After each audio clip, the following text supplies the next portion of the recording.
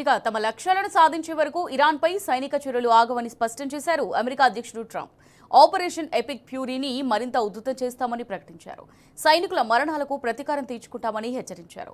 36 గంటల నుంచి America, Israel భీకర స్థాయిలో సైనిక దాడులు జరుపుతున్నాయన్నారు. యుఎస్ దళాలు ఇరాన్లో వందలాది లక్షలపై బాంబుల వర్షం కురిపించినట్టు చెప్పారు. ఐఆర్జీసీ కేంద్రాలు, వైమానిక రక్షణ వ్యవస్థలు కూడా ఉన్నాయని చెప్పారు. కొన్ని నిమిషాల్లోనే 9 నౌకలను, వాటి నౌకా నిర్మాణ కేంద్రాన్ని ధ్వంసం చేశామని తెలిపారు.